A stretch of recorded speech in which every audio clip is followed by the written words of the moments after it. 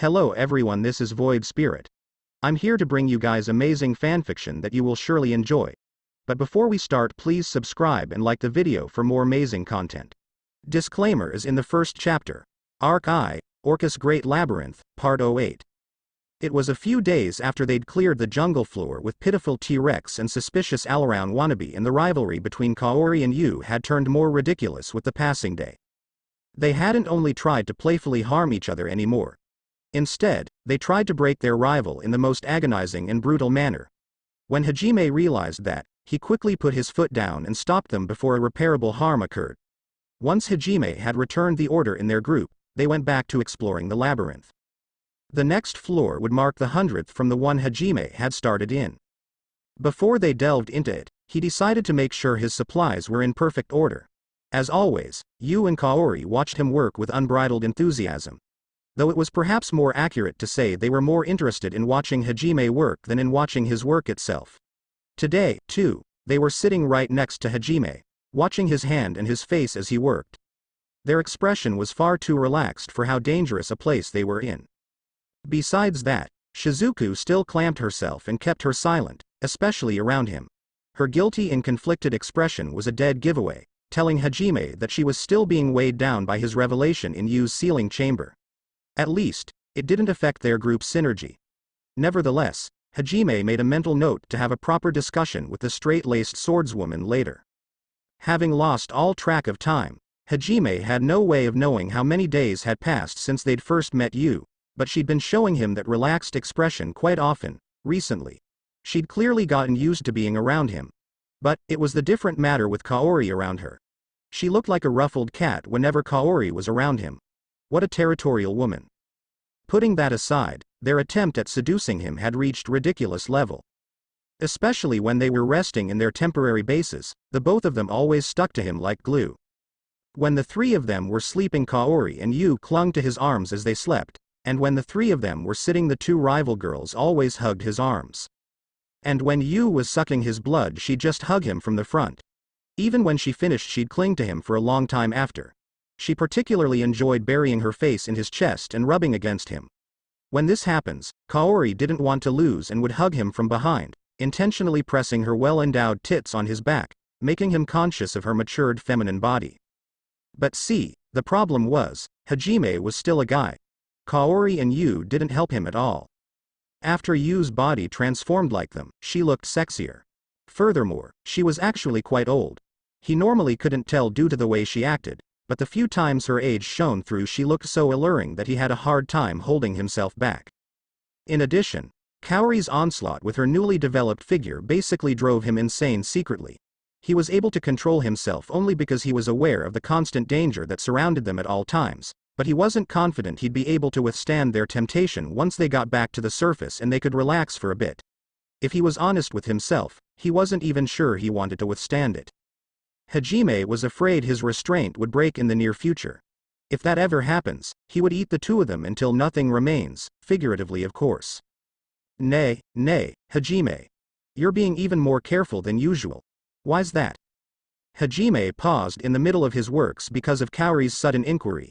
He turned his gaze to her and said, "Did you forget? The next floor's going to be the 100th one. I just get the feeling there's going to be something big waiting for us. They say most of the labyrinths are only supposed to go 100 floors deep too, so, well, there's no harm in taking precautions." Though in reality, he, Kaori, and Shizuku had traversed a further 80 floors after falling past dozens more from a floor that already was most likely deeper than the 20th. He had long since passed the point where the standard depth of the Great Orcus Labyrinth was thought to come to an end.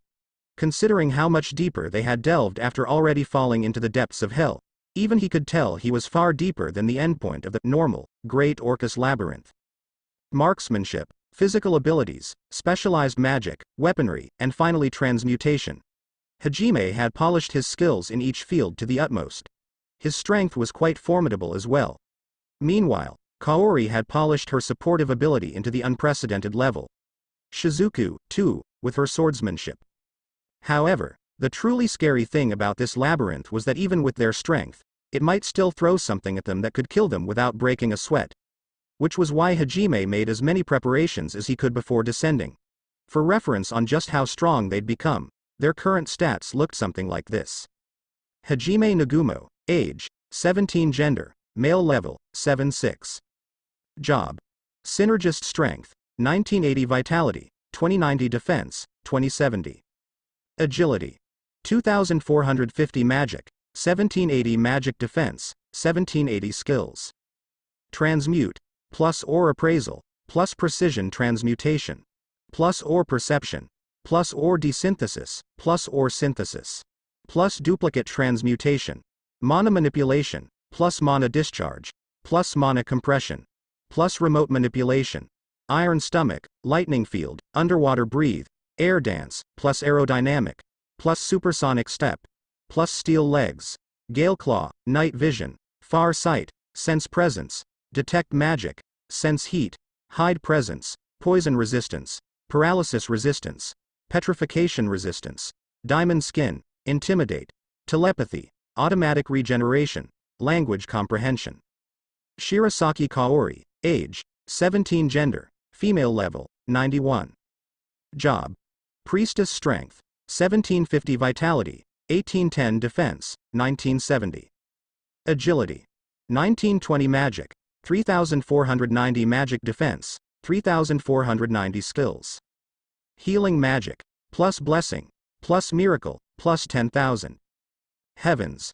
Plus increase effectiveness, plus increase healing rate, plus increase healing rate, plus increase healing range, plus increase in magic power efficiency, plus continuous activation, all elements aptitude, barrier magic, plus light severance, plus holy severance, plus heaven interruption, high speed magic power recovery, restrain, examine, focus, infiltrate, mana manipulation, iron stomach, lightning bolt, gale claw, air dance, plus aerodynamic, plus supersonic step, plus steel legs, curse, plus petrifying gaze, plus poison fog, plus paralyzing powder, plus bewildering powder, plus devilish charm, plus mental interference, night vision, farsight, sense presence, detect magic, hide presence, poison resistance, paralysis resistance, petrification resistance, compound magic, diamond skin, intimidate, telepathy,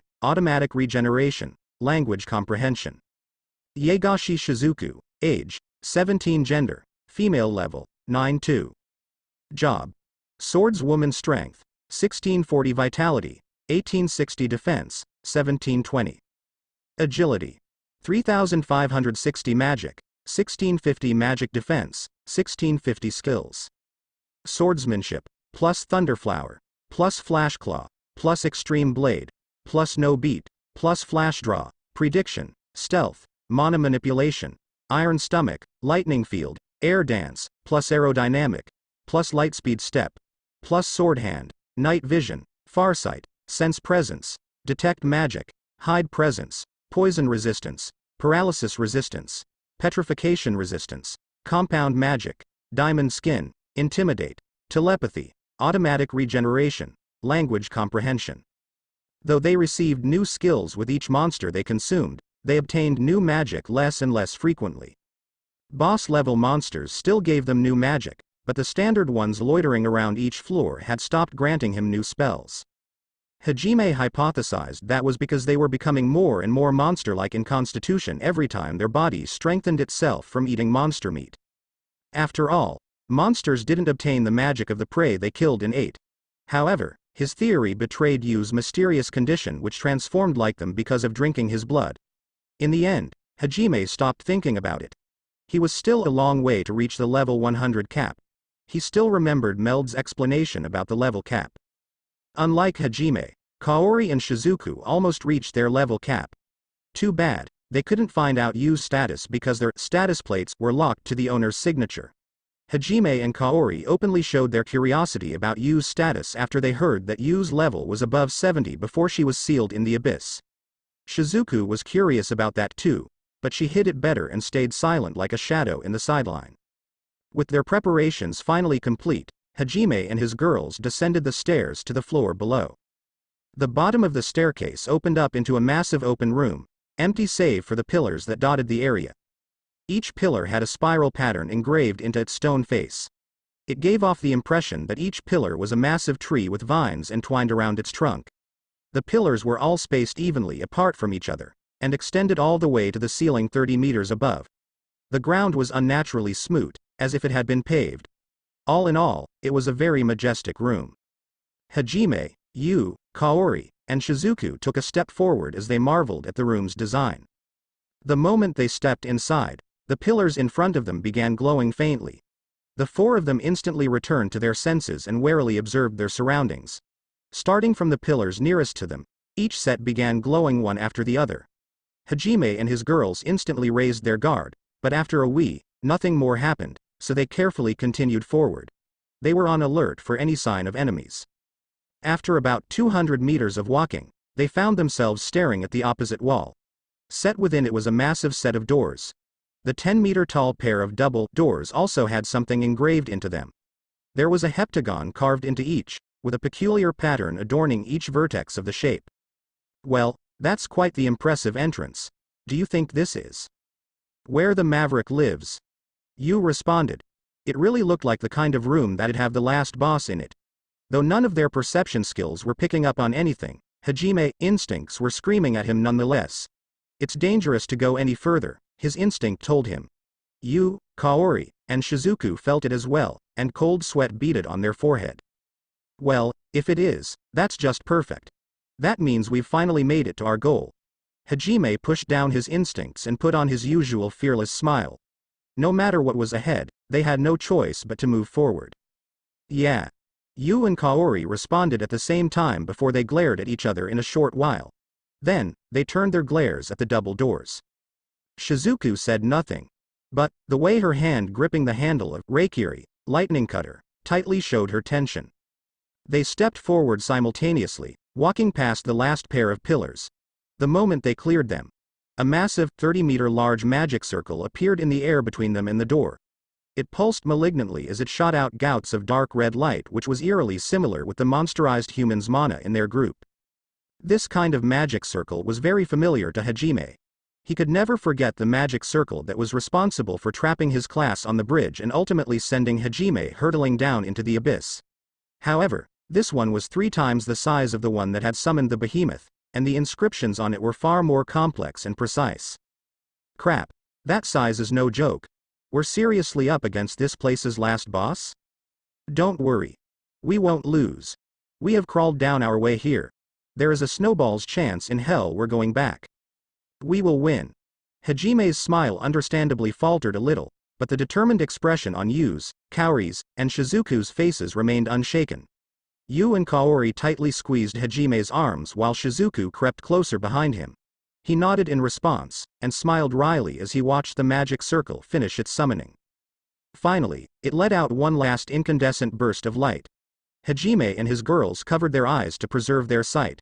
Once the illumination dimmed, they got the first glimpse of their foe. What stood before them was a monster 30 meters in length. It had 6 heads attached to very long necks, each of which had a different colored pattern engraved into its head and a pair of dark red eyes. It resembled the mythical Hydra of the Greek myths back at Hajime's, Kaori's, and Shizuku's world. Graw. It let out a peculiar howl and focused all 6 pairs of eyes on Hajime and his girls. Determined to pass judgment on the foolish intruders, the Hydra unleashed a wave of bloodlust so powerful it would have stopped a normal person's heart on the spot. At the same time, the red-patterned head opened its jaw and unleashed a torrent of flames. A veritable wall of fire raced toward them. They made a group, Hajime with Shizuku while Yu with Kaori, and dove in different directions, and instantly began firing off counterattacks.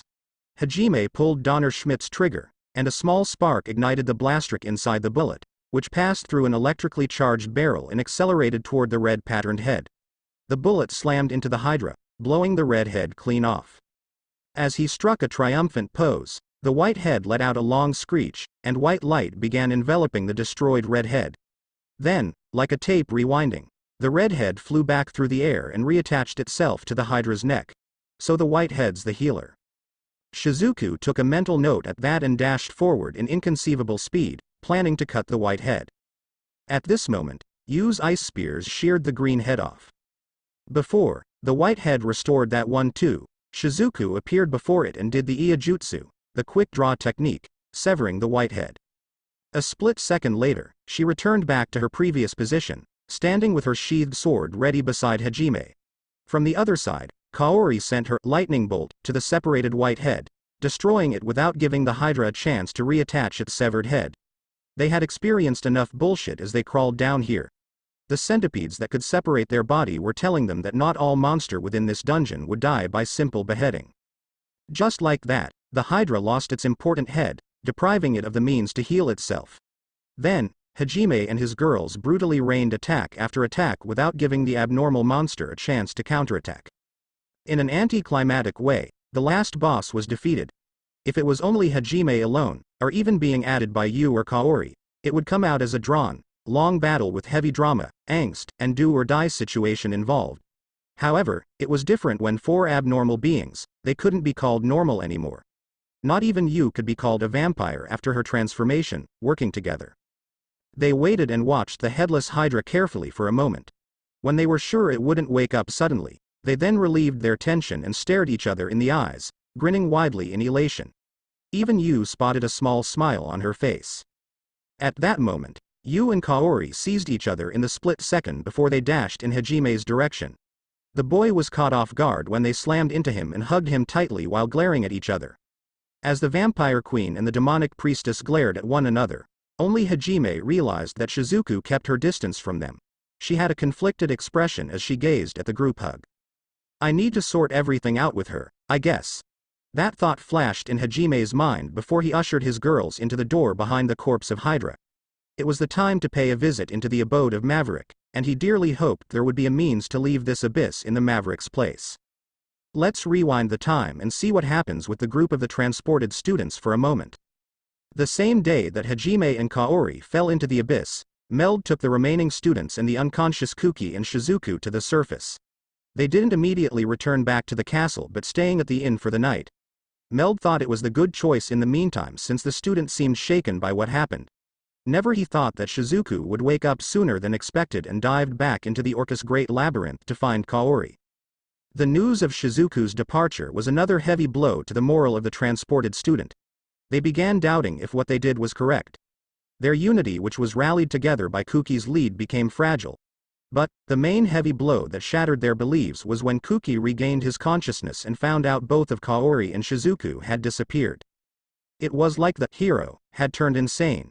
He tried to dive back into the dungeon, ignoring any attempt to dissuade his foolish idea. He even knocked down anyone that tried to stop it. He was stopped by the joined effort of several male students, led by Sakagami Ryotaro, Kuki's male best friend, before he was knocked out once again. Then, they returned back to the Heilig Kingdom, to the castle where they resided while they were in Tortus. Their reason for returning was quite simple. Even if they avoided talking about it, Hajime's and Kaori's Kia status and Shizuku's Mia status had still been weighing down on most of the students. They had realized they might really die fighting here in this world, and that fact had greatly shaken their confidence in their abilities. The Kia and Mia statuses of their classmates had traumatized them. In addition, Kuki's unstable condition just punted their morale down the ground deeper. Naturally, the Holy Church was not happy with the turn of events. They urged the students to go back and gain more practical fighting experience, thinking time and familiarity would heal their wounds. However, Hadayama Aiko, the homeroom teacher of the transported students, had vehemently opposed that plan. She hadn't been present for the fateful excursion where Hajime fell and Kaori followed closely behind. Because of the rare and valuable job she possessed, the Holy Church wanted her to focus on cultivating the land over building up combat experience. So long as they had her agricultural powers, they could easily solve their food problems. When she had learned of Hajime's and Kaori's Kia status, as well as Shizuku's Mia status, Aiko had fainted from shock. She had felt responsible for the students, and couldn't forgive herself for hiding back at the castle where it was safe while her students had fought and presumably died. She blamed herself for not being able to bring everyone back to Japan safely. Hence why she firmly refused to allow her students to be exposed to any further danger. Her job was special enough that she was capable of single-handedly revolutionizing the agricultural standards of this world. So when she protested any further practical training exercises, the Holy Church had no choice but to acquiesce. They couldn't afford to antagonize Aiko. However, the Holy Church felt their God truly favored them when Kuki, who had woken up, demanded them to give them more power. He demanded the Holy Church to find a way for him to get more power so he could save his 2 female childhood friends. He was in denial about the death of Kaori and Shizuku, and he swore to retrieve them from the Orcus Great Labyrinth. For a short while, the Holy Church was pressed by Kousuke's unreasonable demand and was driven to the wall. They knew that Kousuke was important for their cause. Fortunately, their god favored them yet again. This time, their god directly helped them with their problem, namely sending one of his sacred apostle, the angel Nointo, from the Holy Precinct. To cut the story short, Kousuke followed Nointo to Holy Precinct, the sacred ground in the home of the god Ihitoriju, for special training for hero. Walking away to the holy ground, Sakagami Ryotaro and Nakamura Eri followed Kousuke. They left the other students who weren't in the correct state of mind and were unaware they were dooming themselves. And currently, another student wanted to find his own way in this dangerous world, to find a way back to their homeland, since he'd realized the Holy Church only cared for their war with the demon, disregarding the state of the transported students. This boy is no other than Kousuke Endo. Kousuke was always the peanut gallery in the class. He was even forgotten by his friend the most of the time because of his thin presence. He'd accepted he would become the background character who was easily forgotten. But, the event after event that shattered the unity of the transported students, and the certain incident when he accidentally stumbled into Hayama, who was alone and driven by his guilt because he was the one who shot the stray fireball in Hajime's direction, trying to convince himself it wasn't his fault that everything went foobar. Usually, Kousuke was a passive guy, but the Kia status of Hajime and Kaori and Mia status of Shizuku made him realize that they wouldn't return back to their homeland, to their family, if nothing changed. Therefore, he planned to leave the castle and found a way to return back into their homeland, alone if he must. He told Aiko about his plan, but he was surprised by the youthful and awkward teacher's response. Then, bring me with you, Endo-kun. Kousuke was surprised and flustered when heard Aiko's strong voice. What? Are you sure, sensei? Don't you have an important job in the kingdom? He asked unconsciously. Perhaps, she responded. But, I'm your teacher first. It's my responsibility to keep you all, my students, safe. I have failed Nagumo-kun, Shirahashi-kun, and Yagashi-kun. There's no way I'd let my other students die under my watch. She paused and regarded Kousuke silently for a moment. Then, she continued, I knew you have made your decision. My words alone won't change your mind. Thus, I decided to go with you. At least, I can still keep watching you, or I'd feel regret for doing nothing. Kousuke became speechless because he never thought the teacher he and his classmates looked down and treated with less respect she deserved could show such a strong sense of responsibility in this precarious time. At this, he felt guilty yet again. First, he felt guilty when he could do nothing for Hajime. Although they weren't close, Kousuke always saw Hajime as his kindred spirit. He was also an otaku, though he hid it, unlike Hajime, who was open with his hobby and interest. He had been feeling guilty when he could only watch Hajime got bullied back in Japan. He also felt guilty because he was a coward before. At this moment, he felt guilty because he never treated Aiko with respect befitting of her concern for and strong responsibility towards her students. In a short while, he said nothing, dallying back and forth as he weighed his choice. He didn't want to bring Aiko in his foolhardy quest. He believed in his ability to stay unnoticed when things turned south. But, he didn't have confidence he could keep Aiko's safety. At this moment, the door of Aiko's room was opened from outside. Then, several students entered the room with a determined expression on their face. Endo, if you plan to find a way to get back home, count Suzu in. Suzu said in her usual childish way of speaking. Then, she continued, surprisingly with the more normal way of speaking, though it sounded tired and resigned. To be honest, I'm afraid to walk out of the castle after what happened in the labyrinth. However, I couldn't do a damn thing when Kaorin jumped after Nagumo, or when Shizuku-rin left, or when Kousuke, Ryotaro, and Eren left to the Holy Precinct. But, I know nothing will change if I keep like this and doing nothing. Besides, I want to meet my father and mother again. I knew this sounds stupid, but I wanted to find my way back to Japan myself. Countess too. We have sworn to protect Aiko-sensei. We are her personal bodyguard and admirer after all. Whenever she goes, we will follow her. Sonobe Yuka exclaimed. The other members of Ai-chan's bodyguard squad who were standing behind her nodded their head in agreement.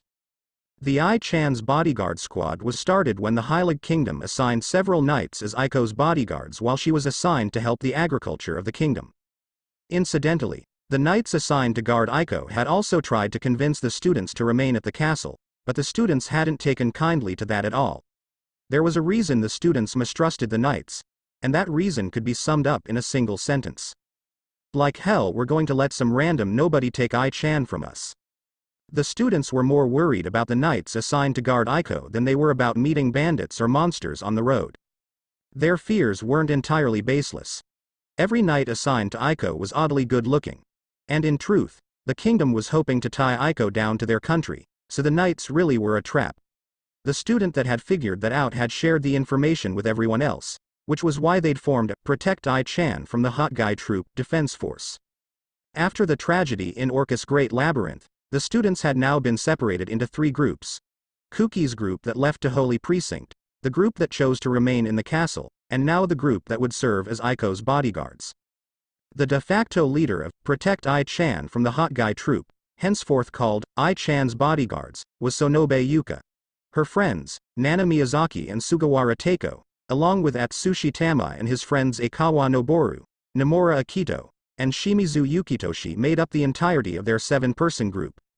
Many of them still hadn't fully recovered from their trauma yet, and they did this because they wanted to follow Aiko, who had helped them when they were down. Guys. Kousuke murmured softly. He was touched by their words and a show of camaraderie. At least, he knew that he was mistaken about one thing. He wasn't alone. There were people he could count on. As a matter of fact, Kousuke had lost faith in his friends after he stumbled into Hayama and his unintentional revelation. Fortunately, he was mistaken. Several people, still cared. So, when are we going to leave? Suzu wants to prepare everything for the journey. Suzu thinks this stupid decision to leave won't be easy. Nothing is easy, Taniguchi. Nothing is ever easy. Yuka responded to Suzu's words first. Kousuke said nothing for a short while as he thought about it. Since the departure of Shizuku, the guards around the students had been increasing. The kingdom and the Holy Church didn't want for another hero or heroine going AWOL under their nose. Rather than the honored hero and heroes, the students felt like they were a prisoner instead. At the early morning before the dawn. At that time, the guards are a bit lax. We'll leave at that time, Kousuke stated. The other agreed with him, and they quickly returned back to their room and prepared for their long and dangerous journey. A few hours later, before the dawn, Kousuke and his group left the castle. They didn't know it, but they would meet their presumed death and missing friends later, and they would become the important member of the court belongs to the overpowered man who'd be known as the King of Demons in the future. And Kousuke Endo would become his right hand and was known by his epithet, the Demon Duke of Darkness and the Lord of Abyss, Abyss Lord E. Kousuke, much to his chagrin and disgust.